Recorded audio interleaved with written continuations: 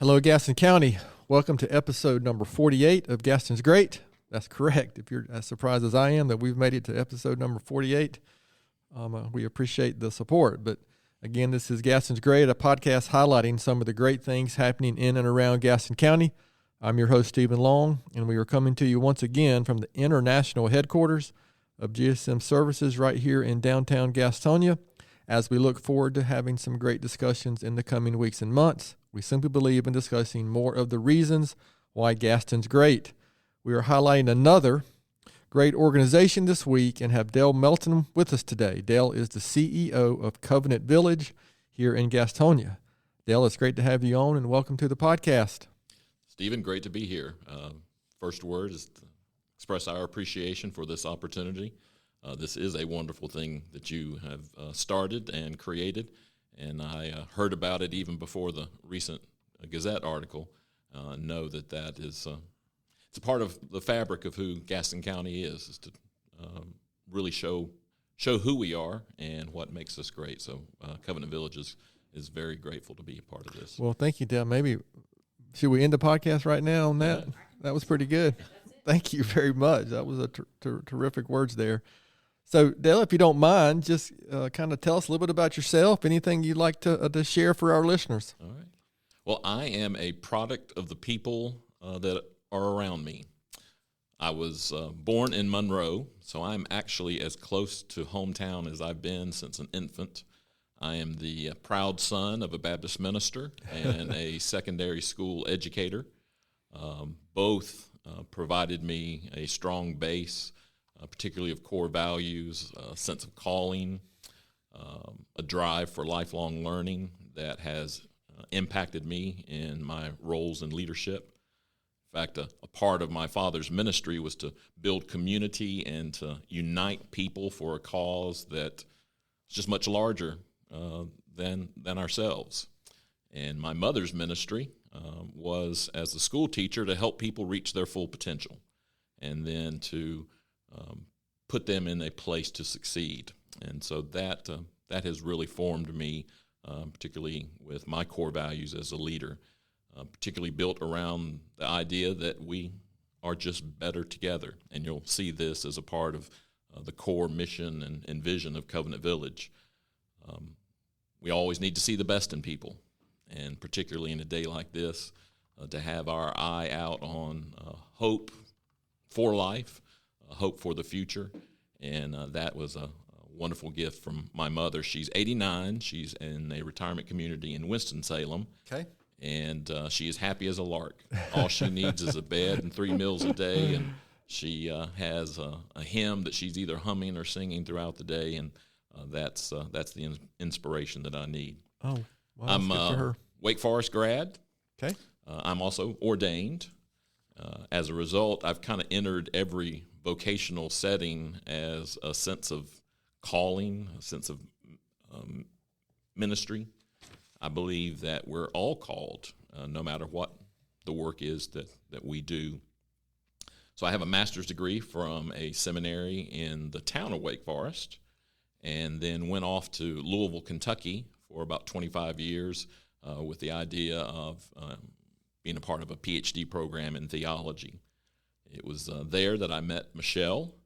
Michelle is a talented branding, marketing, communications professional, and has recently entered the realm of consulting, philanthropic marketing consulting with David Ratchford and his new company, WellPoint Advisors. They're doing great work in our industry. She taught me the values of intentional and strategic communication. You cannot communicate enough, and I find that even now, the sense that we may even over-communicate, and that it's ultimately all about relationships. That was a driver in a lot of our work in nonprofit world. In fact, we basically have given our entire vocational life to the nonprofit world.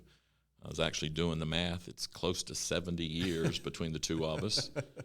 We were in theological education together, literally worked a couple of offices down the hall from one another at Louisville Presbyterian Seminary in Louisville, Kentucky.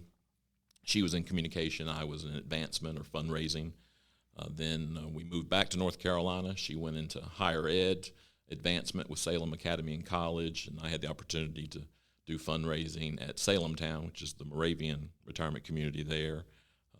Social services has been a part of our life. And then when we moved to Gastonia, and I had the opportunity with Covenant Village, she started working with Caramount Health and their foundation, and now doing consulting in our industry. We have two wonderful children. Miranda, who's 33, she is a project manager and customer services manager for a large printing graphic company in Greensboro. In fact, they are the exclusive printer of Pokemon cards. Oh, wow. But that does not give her father any access to them. My son would, and actually, and middle daughter would appreciate that. Oh, yes. And then our son, Lauren, is 24, and he decided to head off to Kuwait about 10 months ago and to teach at the American School of Kuwait. He's there with Kinsey. Music and band, that's his interest area. And literally today they're waking up on the Dead Sea. They're doing a little bit of traveling in Jordan this time. We thought we were entering permanent empty nesting with both kids out until we decided to welcome our newest member of the family, Gandalf. He's our Aussie Doodle, and we've only had him for about a year. All right, I think you just got both mine and Elizabeth's attention with Gandalf there. Yeah, we're, how would you describe it? Disney, sci-fi, Star Wars nerds, and that kind of, all that plays right into that. Oh, yes. Into that. So, listen, I appreciate you sharing that. That's an interesting story to kind of share how you got here. So how specifically, well, two questions about Covenant Village. First is, I don't know if you're familiar with or could share a little bit of the history of Covenant Village, how long it's been here in Gastonia, and then kind of how did you specifically, end up here in Gastonia at Covenant Village? Well, Covenant Village has a wonderful history. We'll be celebrating our 40th anniversary in September. We are the creative brainchild of Dr. James Stewart, who at that time was senior minister at First Presbyterian Church in Gastonia. He always had a love for senior adults in and throughout his ministry. And when he came to Gastonia, had the idea of the potential for a church-sponsored retirement community. And I'll speak a little bit more to that when we talk about the mission. As far as my ending up here, one of the important lessons in life, you never know who's watching you. I mean, literally. Steve Fleming, one of the leaders in not only our state association, but at a national level, unbeknownst to me, gave my name to Rob Pearson and the search committee back in 2018, and it was as a result of one lunch in a restaurant in Kernersville, North Carolina, when we were talking about the future of senior living. And the rest was, as they say, history. I had the opportunity with not only the seminary but Salem Town to be a part of the board's strategic visioning process, and that was a key piece that the search committee at Covenant Village wanted to make sure we were focused on, and so it was a good fit, a good opportunity. Prior to coming to Covenant Village as CEO, I had the opportunity to lead philanthropic or fundraising programs, not only in senior living, but in theological education, so doing annual fund, capital campaign, planned giving, and as I said earlier, it's all about relationships. Sure. And an executive role, it's all about relationships. Absolutely, yeah. I've been very fortunate to be involved with a lot of things. I'm a member of First Methodist Church here in Gastonia, so I've been on the finance committee, but I've also been the past board chair for United Way here and a group called Gaston Together. I've been on the board of the Community Foundation here locally. So again, I'm very familiar with to your point about relationships and how those need to be developed and sustained and over time. So you mentioned the mission. So let's kind of go ahead and talk about that. What can you Yes. tell us about, the specific mission of Covenant Village? Right. Some people do not realize this, but we're a nonprofit. In fact, we term ourselves a nonprofit life plan community. One of the terms that used to be active in our industry was a continuing care retirement community. So what you are moving into is an opportunity to come in independent living, and then when and if you need a next level of care, it's available to you. Assisted living, ultimately you may need skilled nursing, memory care, which is really escalated as far as a service area. So as a nonprofit, we're committed to building a community where people can live as God intended, in a culture of respect, compassion, safety, but also possibilities that life promises. And then a part of that manifestation is in our vision statement. We are a community where people live longer, better, and that's because we're together. Obviously, longer is not always better, but I can guarantee you there is research and there are life stories one after the other that we can do better a whole lot longer. And it's all because you do so in a community.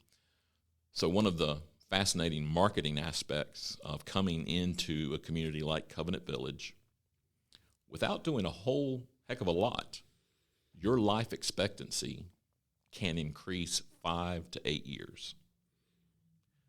All you have to do is continue to be the social person that you've always been, whether that is coming into the dining room for one of your 3 meals a day, whether that's going to a lecture or music event, going to a wellness class, going to an arts and crafts class. If you will stay active and social in a setting like Covenant Village, it is amazing how your life expectancy increases. Yeah, that's why you've heard us a couple of times on this podcast, depending on the group or organization we've been in discussions about how the last couple of years, the negative consequences of that lack of interaction, that lack of face-to-face.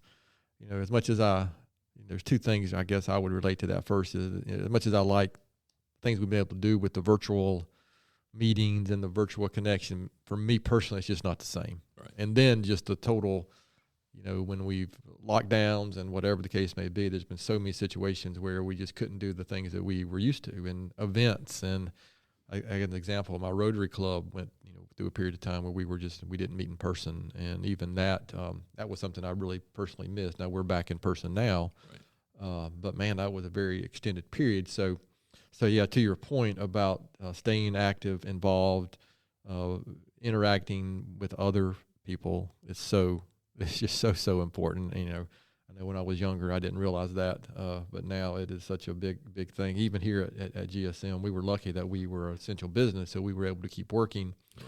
But we had to adjust. We had to rotate people home to work from home and things like that. And I just didn't like it. So this question might not be worded well for your organization, but what can you tell about some of the day-to-day stuff going on there, initiatives, programs? You mentioned the different levels of care, and then kind of how your residents, the different levels of where they live, and just kind of the general description of kind of what's going on out there at Covenant Village. Yeah. So the best of all worlds, you would come in as an independent living resident or couple. You would come into one of our apartments, or we do have cottages. We have 42 duplex cottages and 130 apartments. It could be anything from a 2-bedroom, 1-bedroom, or what's our largest inventory are 1-room studios, 350 square feet. That was an intentional aspect of Dr. Stewart's work in the early planning committee. They always wanted Covenant Village to be as accessible to as many individuals in the community as possible. Your school teacher, your community leader. So the studio has allowed that to take place. So you would come in that environment, live 5, 7, 10, 15. We even have some residents in the cottage 20-plus years. Then, when and if necessary, you would transition into our health center. We are licensed by the state to provide assisted living care, but also skilled nursing.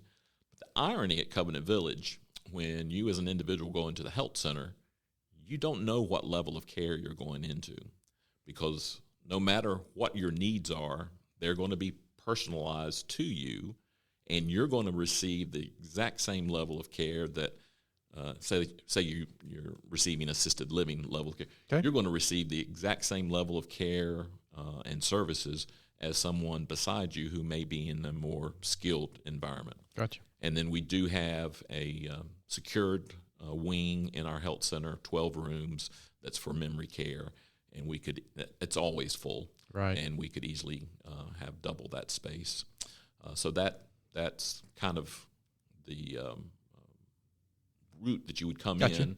But we are allowed to directly admit individuals from the outside into the health center without going through independent living. Not all communities are allowed to do that, and that's huge for us. For one direct admit represents 1% of our annual revenue in our operating budget, so it is very important for us. You need to get on the wait list. We do have a legendary wait list. Yes. When I heard about that, preparing for a conversation with the search committee, I was, a lot of communities brag about their wait list. It is truly legendary. We have over 1,100 individuals or couples, 650 units, if you will, whether it's an individual or a couple, and that's a tremendous benefit to have. A lot of communities would take that and run if they could. Our business plan is based on an entrance fee. So kind of think of it, if you sell your house, your transaction there would provide the entrance fee, and entrance fees based on the unit that you're looking at, whether an apartment, cottage, or we do have entrance fees for direct admits. And then it's monthly or daily service fees thereafter. Okay. A key piece of who Covenant Village is, because we're a particular type of life plan community. The way our fees are based, you in essence prepay for health care. How does that play out? Well, it plays out in that when you move from one level of care, your fees don't significantly increase. I'll give you a quick example. My mother at Salem Town. She and Dad arrived in January of 2013. They were in a one-bedroom apartment. They were paying about $4,300, $4,400 a month for the two of them. They both needed to transition into assisted living about the same time. That $4,400 went to $4,700 right. each. And now she's in skilled nursing, and she's I think her costs have been ranging somewhere between $115,000 to $120,000 a year. Yeah, Covenant Village, you do not see that. Yeah, I'm familiar. My mother-in-law is at Morningside here in town, and she has her care has just recently been elevated. So yeah, I'm familiar with that scenario that's going to be playing out with our family, in the coming years. So yeah, I mean, a couple questions that come to mind. I mean, how many residents are there, and how many can you? When with the waiting list, obviously I'm assuming it's full, right, and it continues to be that way. But how many residents do you have at Covenant Village? Yeah, great question. As we're doing the podcast today, we have 3 units available in independent living. We have one cottage, one efficiency apartment, and one 2-bedroom that just came available. The cottage will be spoken for in a matter of days. The 2-bedroom will be spoken for in a matter of days. So yes, we're very privileged. We're overseen by the Department of Insurance, state government, and a piece that they watch for is occupancy rates. So all of the life plan or continuing care communities have to maintain certain occupancy rates. As a result of that, we have to set aside a portion of our operating budget, kind of as an operating reserve in case a tragedy occurred or economic downfall and your occupancy dropped. Fortunately, Covenant Village has never had to deal with an issue like that. If we get below 95% occupied, that's a different day for us. So we're in another privileged position, as I spoke about earlier. So we only have to set aside 25% of our operating budget for that reserve, and that's the smallest amount you have to do. So can you describe maybe a day in the life of a typical resident? Oh, I mean, that's a question that I know we didn't share with you up front, but that's just something that came to mind that our listeners might be interested in. That's a great question, and the easy answer is I cannot. Because it's so custom and so different for everyone. Exactly. Okay, that's great. Actually, that's great to hear, actually. The thing we urge, and we have conversations with you when you're in part of the marketing and admissions process, is you're not coming to Covenant Village to change. You're not coming into Covenant Village to shut down. I mean, that's one of the stereotypes of retirement communities. Right. You go and you find a seat over in the corner and you just watch life pass you by. You need to come to Covenant Village and sit in one of those seats and watch the level of activity, engagement, involvement of our residents. They inspire us. We as staff are having to keep up with them. And that is, again, the wonderful aspect of a life plan community, a Covenant Village, is that people draw together. They want to be a part of this community. They want to give to this community, but they also want to maintain who they've been, giving to their churches. Is it fair to say, especially maybe in the cottages, because I've been out to the cottages and know individuals that live there. This just basically just living in another neighborhood like any other neighborhood. They just come and go. I mean, it's not like it's some strange, neighborhood where health people are coming in and out every day. I mean, it's just when I've been out there, it's just another neighborhood that you wouldn't, frankly, when you're on the streets out there, you don't even realize that you're in, have been through the gate at the front, right? I mean, it's interesting. I will say COVID did change that as it changed so much in our life. Particularly our cottage residents wished that we had been a little more open as far as access in and out. But we made some decisions that we had to make early on that, in days where you didn't have the information you needed to make the decision, there was no operating manual, there was no guidance from all the regulating agencies. But yes, even with an apartment living, I mean, you are an independent living individual.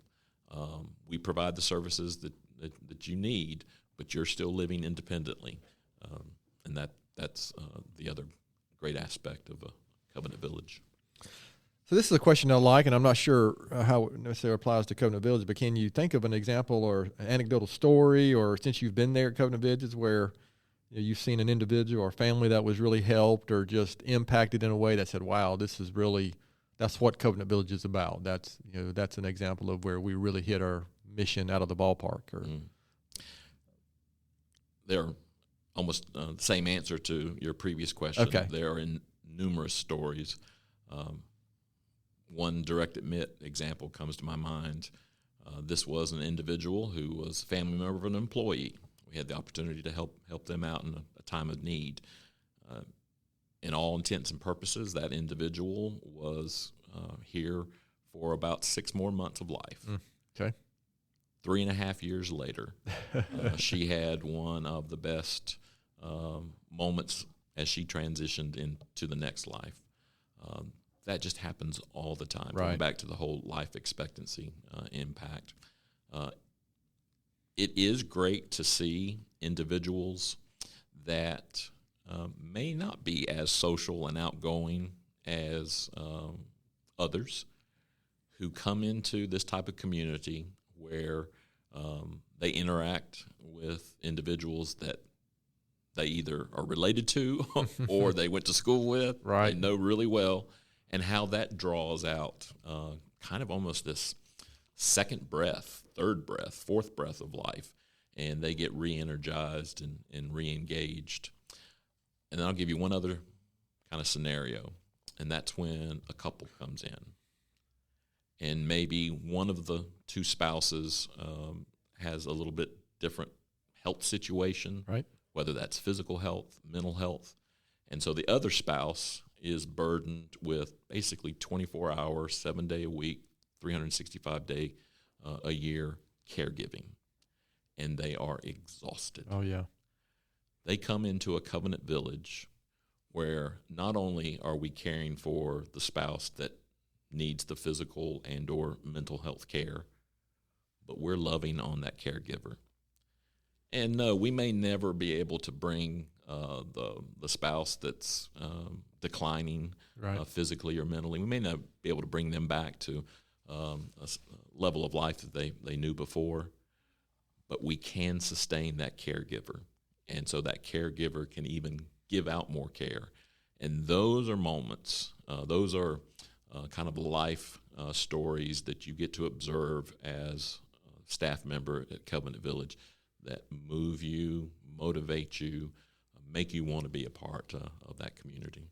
Yeah, I don't like to use the word burden. That's not but caregiving in those situations, boy, can be exhausting, and it can be guilt-ridden, and just there's so many, because we have experienced that with my own family, with my father-in-law, and who lived with my wife and I for the last 4 or 5 months of his life, and I saw, frankly, my wife go through that, and as the primary caregiver for him, and yeah, you're right. That's something that can really be impactful when you can help in those situations. You've shared so many things. Some of these next few questions you might have already answered, but I'm going to ask them anyway. Okay. Since your time at Covenant Village, is there something specific you think of that you're most proud of accomplishing? Anything that's new or something that's occurred? Just anything you can think of? We're in an extended moment of strategic visioning and master planning. Okay. We actually kicked off strategic visioning February of 2020. And about a month later, just a couple of weeks later. Yeah, just went. Yes. Everything shut down. Yep. So we're still kind of in the due diligence, early planning phase, but have a lot of wonderful opportunities. The board is just intentional and thoughtful about upholding their fiduciary responsibility, which you know well as serving on other boards. So we're looking at a number of residential opportunities moving forward that will be a little bit different than what Covenant Village has done in the past. So right now on a piece of property that the board purchased, it's 2 parcels in 2005, 2011, we're looking at a pocket neighborhood. Okay. Just kind of give you a sense of what that is. Think of a green space, a garden area in which you have cottages wrapped around that green space, and then obviously roads to access those cottages wrapped around the cottages. So we're looking at a small pocket neighborhood on that property. These will be single-family cottages, and as I shared earlier, currently all we have now are duplex cottages. We're looking at offering a kind of new level of care. We have a hall in what is our original building on campus that was intended to be a part of healthcare, but it's always been a part of independent living. And so we're going to offer a new product, a new service line that's called enhanced living. So technically it's still going to be independent living, but independent living with assistance, if you will. So this would be providing an individual, a concierge, that would be focused on that hall to provide some additional opportunities for assistance. The best image I've captured with the research we've done on this, think of having your own personal planner and assistant walking with you hand in hand, planning your week, planning the next month. Mrs. Smith, you said you wanted to go to the arts and crafts class on Tuesday.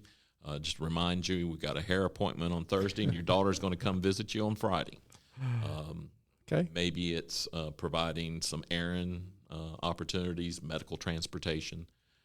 What we can't do, because it's assisted living, we can't provide hands-on care. So I can't walk in and say, Mr. Long, here's your Monday morning medicines, and then wait for you to take them. But I can walk in and say, Mr. Long, have you taken your Monday morning medicines? Same thing with bathing, self-care. And what's really key to where this particular hallway is physically at Covenant Village, you're literally just down the hall from the health center. So you would have access to the amenities there. If you wanted to go to the dining room in the health center rather than our main dining room, or if you wanted to go to an activity or special event in the health center assembly room. And then even more so, literally about 25 paces from this hallway, you have access to our resident nurse, and to our nurses clinic, and to Legacy Therapy, which is our third-party legacy provider. If you can physically get to the clinic, we can provide a lot more care than we can in your home, in your apartment, or your cottage. Yep. And so we're really looking forward to unveiling this new service line probably in the fall. We have to do some construction renovation in order to do that. So it just sounds like just a different way to view and look at that longer term care. Is that a fair assessment? The third product that we're looking at, it's kind of the hottest residential product in senior living. It's called a villa. Think of it as a small apartment building. So you would have under-building parking, 2, 4, 6 floors of residences. You'd have 4 to 6. Sometimes I've seen communities that have 8 different apartments or condos, if you will, on each floor. So you kind of create your own small little neighborhood on your floor. And that's not a product that Covenant Village has. There are a number of communities in Charlotte that have it, so it'd be a wonderful addition to this community. Okay, very good. So I think you just answered this question about, potentially, what does the organization look like in 5 to 10 years? Is that did you just kind of explain that, or is there anything else that you would share related to that question? Or so the irony, we can bring the Pocket Neighborhood home online by, I think we can, everything stays good, we stay on schedule, we can open that up in October of 2023. Okay. So looking 5-10 years out, we want to be the life plan community of choice for this region. And we know we've been blessed to date that not only are we the only game in town, we're the only game in the county. But that's going to end. It's not an if, it's a when. So we want to position now with the visioning that the board's doing, the master planning that we have underway to put us in a position that we can be that life plan community of choice. We also know that a big trend in our industry is not just providing residential care. That means where you have to come and move in where we can provide care and services, but to take the care and services, and particularly the coordination of all of that, out to where you live. So, interesting marketing aspect. As far as residential, we're only marketing to 5, maybe even less than 5% of the age and income qualified individuals who could come into Covenant Village. Say that in a converse way. What about the 95% that don't ever see themselves? Right. So we're looking at an at-home service line that would take that type of care coordination. I'll give you a quick example. You have a scheduled surgery. You need to follow up that surgery with therapy. We would come in and coordinate that therapy for you. You needed medical transportation. You needed medication reminder or a medication reminder system. You need your medicines refilled. We would provide those type of services. Maybe you've come off of a bout with a bug and you just don't feel like cooking. Well, we'll bring in meals for a week, 2 weeks. You need help mowing your yard, winterizing your home. And so we would vet all the vendors and the service providers for all these opportunities. And then we'd come in like the older daughter, older son, who, if something happened to mom or dad, you're having to come in and coordinate all that.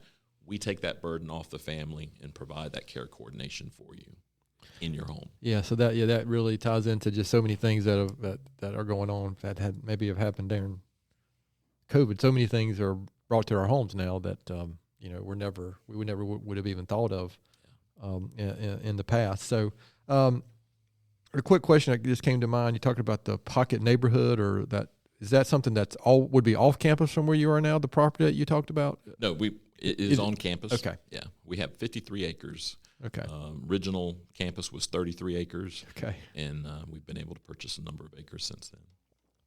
Well, very good. So, Dale, is there anything that I should have asked that I haven't yet? Anything you'd like to share about the organization kind of before we shift gears? Of course, we'll come back and finish up with some information about Covenant Village, where make sure our listeners know where they can find information and maybe even how to get on the waiting list, or so. But anything else that you'd like to share I haven't asked? Yeah.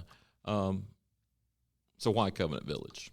Okay. What does it really contribute to the larger Gaston County landscape? What we're trying to do as a larger community. A part of our rich and transformational history, again, as a creative brainchild by Dr. James Stewart back in the 1970s, is that he had to create the conditions for even the dreams of a Covenant Village.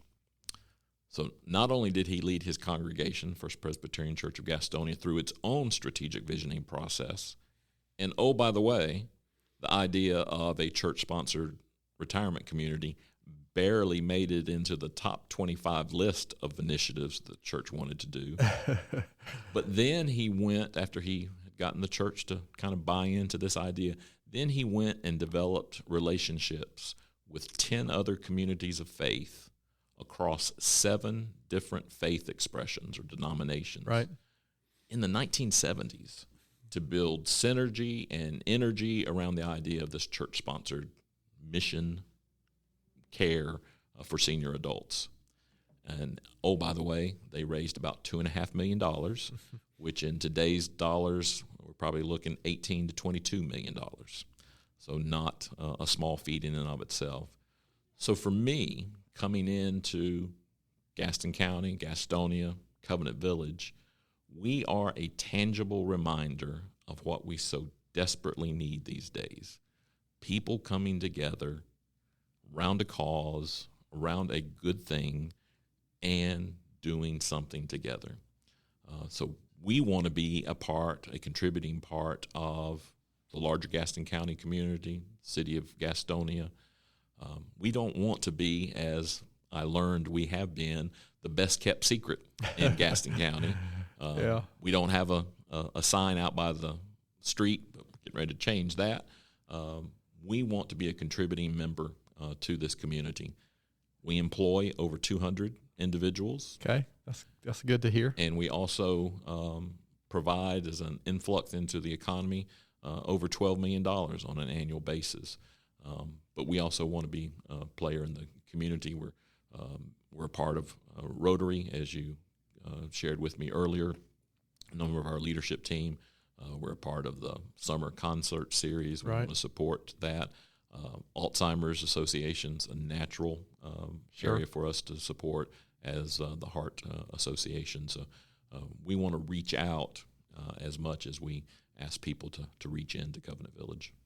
Well, again, I appreciate that, and you've got so many residents too that have for so long supported the community so in so many ways. So and I greatly appreciate that, and that just simply ties into the whole point of this podcast as well, is trying to share that into get some of these organizations that are some of them are good kept secrets, to get that, to hopefully get that word out. So again, I appreciate you sharing that, Dale. But we're gonna shift gears just briefly, because this is a podcast about Gaston County, and so we I guess we pretty much force our guests to answer these questions about Gaston County, and this is really what your friends and family and the residents and the team out at Covenant Village really wants to know about you. And you've been here long enough to be able to answer these questions. And if you can't, you'll be chastised for it, because that's how we operate here at Gaston's Great Podcast. No good deed goes unpunished. I'll take on that responsibility. So this is our speed round of questions. So we're going to get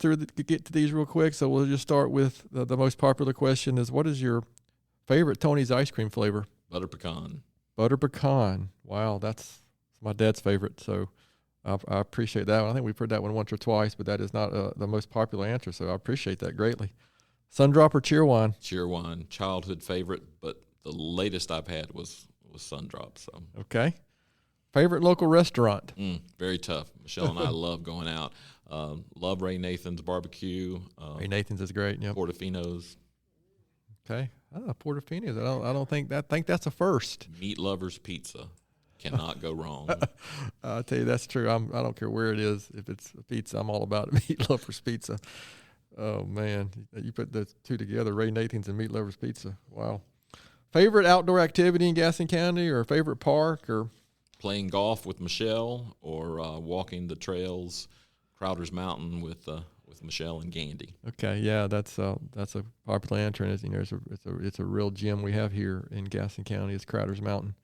So here's my question that I reserve the right to ask, and I modify it on occasion, so I might modify it slightly for you today. So I'm gonna say uke. Well, that's a new one. I just combined the first two there together, Elizabeth. And I know we won't edit that out because it will just make a bumbling fool of myself as usual. So UNC, Duke, NC State, or Wake Forest? Duh. Demon Deacons all the way. Yeah, we're recording this a couple days after the Tar Heels made it to the championship basketball game. And listen, I got to give them credit. I'm just grateful that Wake Forest is now a football powerhouse. Yeah, your Demon Deacons have crushed my Wolfpack football season the last few seasons, but we're not going to go there. We're going to move on to the next question. Well, yeah, an NC State sports fan knows when to move on. Dale, what is something very few people know about you? All right, so you recall that I'm a minister's kid. Yes. Place this in context.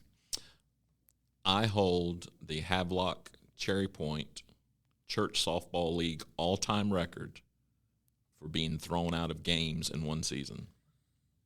And I hold that with high honor. I was thrown out of 7 games in a 28-game season. And worst, my father threw me out of the ballpark on one of those games. So I am highly competitive, but I will share that I'm highly competitive now, but for all the right reasons. Okay. Do you mind me asking, just curious, how old were you when this occurred? I would have been in high school. Okay. Oh, yeah. So congratulations. That is definitely a first answer. It's on the resume somewhere. Oh, wow. Since this is a family-friendly podcast, we won't get into the details of why you were thrown out. But that's very interesting. So, Dale, what about a recent book or that you would recommend to our listeners, or maybe a blog that you follow, or anything that that you can share? I love anything about leadership development. Yep. That's who we are. We do that. We do that here as well at GSM. So anything Brene Brown, Simon Sinek. Dare to Lead's a good one from Brene Brown. Yeah. Simon Sinek, Leaders Eat Last. Yeah. Really like Daniel Pink's latest research on regrets.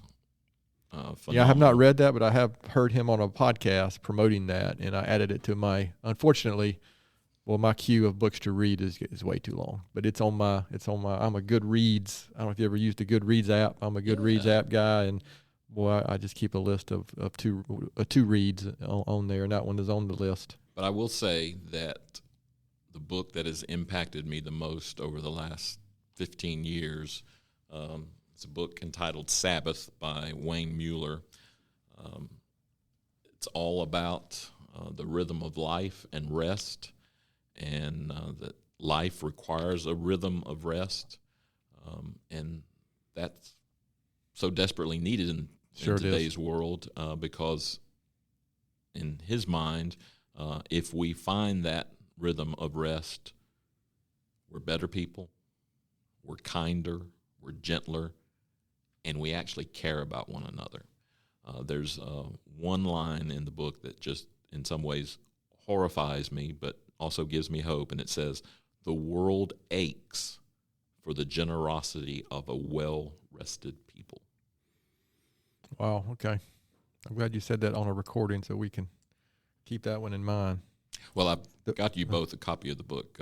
Meaningful. Whenever I have the chance, I hand it out to people. Thank you very much. I will be sure to move that up in my queue of books. So thank you for sharing that multiple books there, Dale. It's greatly appreciated, and also appreciate you indulging us on those Gaston County related questions. So we got just a few more questions here to finish up. And again, remembering this is a podcast about why Gaston is so great. So besides Covenant Village, why would you say Gaston is such a great place? Oh, access to so many amenities. You've got the lakes, you've got mountains nearby, foothills, and if you need to get a little bit further away, you've got access to this wonderful airport. In fact, one of the first things I learned about Gastonia and being a Gastonian, you thank Charlotte for our airport. It's a great benefit. But ultimately, it's the people. It is a tight-knit community. As I said earlier, our residents, it's amazing how many second and third generation residents we have at Covenant Village. In fact, we have one resident who is either the 10th or 11th member of her family to be a resident in Covenant Village. Wow. That speaks volumes about the community and being together that we talk about and we preach. Very good. So I think I say this every episode. This is actually my favorite question. So knowing what you know now, other than how to get thrown out of softball games, what advice would you give your 20-year-old self? I love this question too. It's a profound one. For me, I wish I had realized how important it is to care about living in someone else's skin, understanding who they are, what they're going through, what their life has brought to them. So empathy. Empathy. And then daring to care about them in leading a life of purpose, making a difference in their lives. All right, that's pretty profound. That might be the most profound answer that we've had to that question. But yeah, I really appreciate the thoughts on empathy, because I do think that lack of empathy is a real issue across not just our country, and it's just especially the last 2 years. To me, it seems like there's been a lack of grace for each other in some circumstances, and that is but empathy is it's a tough skill. It's an relatively easy definition, but boy, put into practice is a challenge. The most important thing I do on a day in, day out basis is just listen. Yeah. People want to be heard, and one of the things we talk about here is, and I've talked about for a very long time, is we have 2 ears and 1 mouth for a reason. I think God knew that we need to listen twice as much as we speak, and at least that's my story. And I'm going to stick with it, Elizabeth. Totally concur. So again, I really appreciate those comments. So Dale, this has really been terrific. So where can the listeners go to learn more about Covenant Village? You share anything you'd like to share about how they can do that? Sure. So good news with where we are with the pandemic. We have an open campus now, so we'd love to host you on campus. We may ask you to wear a mask, but at least we're open. But easily, we want you to go to our wonderful new website, Covenant Village NC for North Carolina, covenantvillagenc.com. It will give you all types of information, whether you are thinking about being a future resident, or you're interested in being a potential staff colleague. Two of the areas we haven't talked about is staff shortage and supply chain, which you live and breathe every single day. Yeah, we sure do. We have not been immune to that. Yeah, I don't think anyone has. And so we got a lot of great opportunities at Covenant Village for both future residents, but also future staff. And I encourage you to look in there. Well, very good. Listen, and I mentioned before we started recording that I am familiar with several of your staff members, and I will just share they're terrific people. And I'm not to embarrass anybody. I'll give a shout out to Matt Gibbons and Joan Martin. I mean, if those are the type of individuals that are staff members there, then you've got a great team. Very blessed. And a lot of positives going on there. So, Dale, I really appreciate your time today. And as usual, I'm going to finish off with my own book recommendation and kind of quote or thought for the week. And this might be one of the first true business books that I've shared, or what I call a business book. It's a business parable by a gentleman I know personally. a gentleman named Larry Janeski. He wrote a book called The Highest Calling. It's a parable about an individual who was struggling in a business, and it is, I like it, really like it, because it's a contracting type business, but it's a parable about what occurred and how he was able to turn that business around and to kind of to Dale's point and and understand that there's a greater purpose. You can't have a greater purpose in business, and I do think that's something we try to keep in mind here at GSM, and hopefully we are doing that on a day-to-day basis. And my quote and thought for the week comes from someone who I was not familiar with until I happened to I get several weekly or daily newsletters or weekly newsletters and quotes from a couple different sources, and there was a Persian poet named Rumi, and he said, yesterday, and this is on wisdom, so he said, yesterday I was clever, so I wanted to change the world. Today I am wise, so I am changing myself. So I think we often have these grand designs about changing these big things, but I think you have to maybe work on yourself before you can, and that's really, and for me, that's really how you can impact and change the world, because it's we had that, Dale really hit on the relationships earlier, and that's really how you impact the world and make changes. But I do think you have to look in the mirror, and I've had to do that many times in my own life, mostly after I've stuck my foot in my mouth. But I've kind of learned over time that that's just changing yourself first is how you can really impact the world. So to our listeners out there, thanks so much for taking the time to listen to today's episode. As we ask every week, please spread the word if you can about the podcast, and please don't hesitate to contact us here at podcast@gastonsgreat.com. We're always looking for suggestions for future podcast topics and guests. You can find the podcast and subscribe at our website, gastonsgreat.com, or anywhere you listen to podcasts. Please follow us on all our social media platforms, and as usual, we can get noticed more if you give us a 5-star rating, and that's straight from the professional Elizabeth with that information. Thanks again to Dale Melton for being our guest today. Gaston's Great is produced and brought to you by Elizabeth King and Amy Anderson from GSM Services, and edited here locally by the Sumner Group. I'm your host, Stephen Long. Thanks again for hanging out with us, and please keep coming back to hear more reasons why Gaston's great.